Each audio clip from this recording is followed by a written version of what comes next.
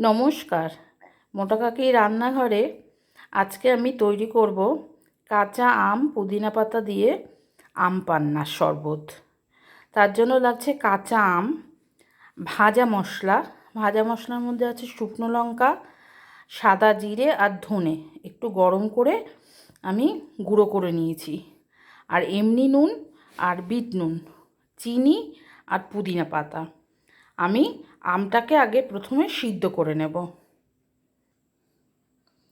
বন্ধুরা, আমি আম দুটোকে একটু প্রেসারে একটা সিটি দিয়ে সিদ্ধ করে নিয়েছি।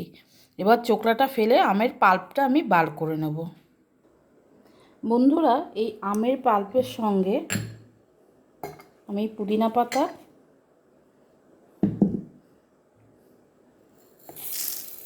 চিনি এবং যে মশলাগুলো আমি রেডি করেছিলাম এগুলো সব আমি এখানে দিয়ে দেবো।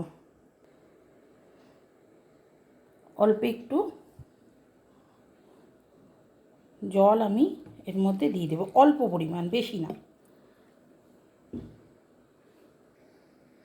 বন্ধুরা, মিক্সিতে ঘোরানোর পরে ঠিক এই রকম আসবে। এইটাকে আমি এখন এই ছাঁকনিতে বাটির মধ্যে ছেঁকে নেব।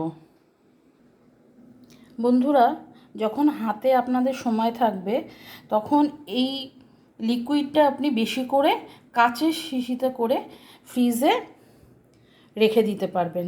যখন বাড়িতে গেস্ট আসবে আপনি একটু ঠান্ডা জলের সঙ্গে, আর আপনাকে আর কিচ্ছু দিতে হবে না, একটু চামচ দিয়ে ঘুটে দিলেই দারুণ সুন্দর বাজারের মতো একদম আম পান্না তৈরি হয়ে যাবে।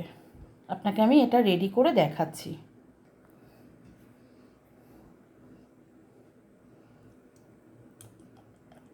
পরিমাণ মতো আম পান্নাটা দেবেন, কচি বরফ দিয়ে দেবেন,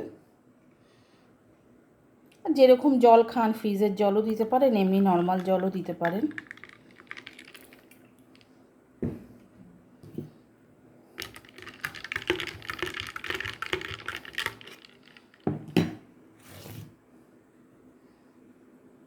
বন্ধুরা, একবার এই আম পান্নাটা করে খেয়ে দেখবেন, খুব ভালো লাগবে এবং আপনার অসময়ে কেউ আসলে আপনার খুব কাজে দেবে এটা। আর আমার চ্যানেলটা ভালো লাগলে সাবস্ক্রাইব করবেন এবং ভিডিওটি লাইক করবেন।